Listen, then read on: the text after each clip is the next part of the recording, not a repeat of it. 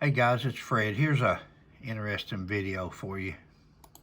Forward, saying she too was arrested by a state trooper for DUI. She now makes the 8th innocent person arrested by this single trooper for a crime she didn't commit. Our chief investigator, Jeremy Finley, continues the sobering problem investigation tonight. Jeremy, she contacted you after seeing your last story. Yeah, that's right, guys. It was just last week when I reported that Trooper Jane Bondurant had arrested 7 different people for DUI, and all their blood work later came back showing they were completely sober. Jane Bondurant saw that story, and she called me saying, it happened to me too. Put your hands straight out beside you. So there's something you need to know right off the bat about this video of Jane Bondurant's field sobriety test last November. It is not being recorded by a fellow police officer. What made your friend think, I need to record this? I think she was so shocked that I'd even been arrested and that I was even doing it. Bondurant's friend started recording after Bondurant was involved in a fender bender with a Franklin police officer. THP Trooper James Zahn was then called in, writing Bondurant had bloodshot, watery eyes and appeared to be impaired. Keep in mind, I'm 71 years old and I've just been in a wreck. I felt like I was doing really well, and I felt like my friend with me felt the same way. Listen to what happened instead. You're under arrest, okay? Oh, gosh. No. What kind of impairment, sir? Stay back. What kind of impairment? I don't know. I'm not She followed and did everything you asked. All that will be discussed in court. I'm in shock. Are you really arresting me? She didn't mention it, but Zahn wasn't arresting. Now guys, this is what I was talking about earlier about these DUI arrests, governor's awards. The award for getting the most DUIs or writing the most seatbelt tickets in each department. This is what causes that. People's trying to compete with each other, trying to get these awards, trying to get these lapel pins. Sad, but true. Someone unfamiliar with law enforcement. Bondurant is a former assistant U.S. attorney.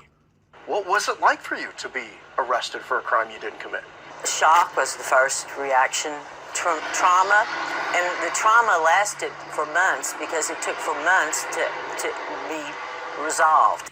And like the 7 other sober drivers charged with DUI by Zahn, Bondurant's blood work came back with no alcohol and no drugs, except for sleeping medication she'd taken the night before.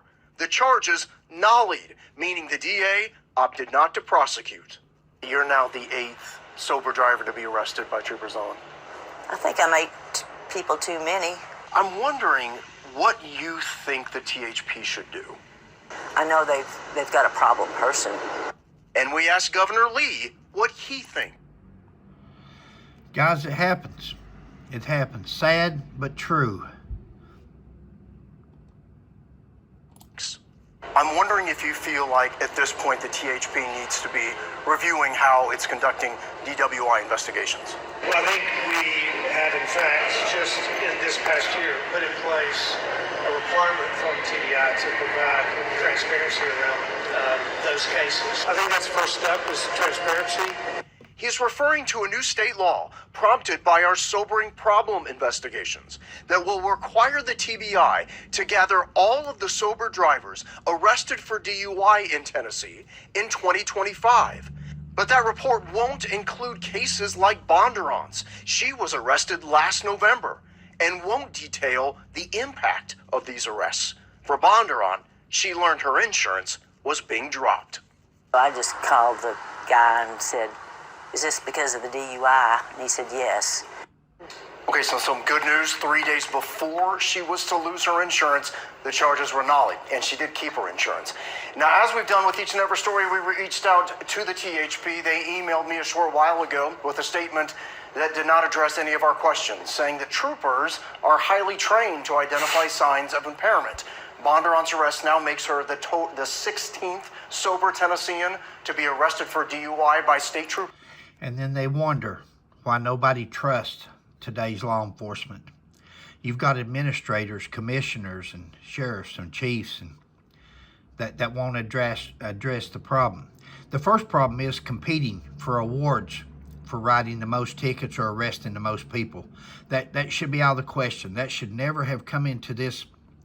It affects the character. It affects the person, the officer's credibility, because if it comes between a half sober or half drunk or whatever, they're always going to lean towards the arrest. Nobody's going to get sad. Catch you next time, guys.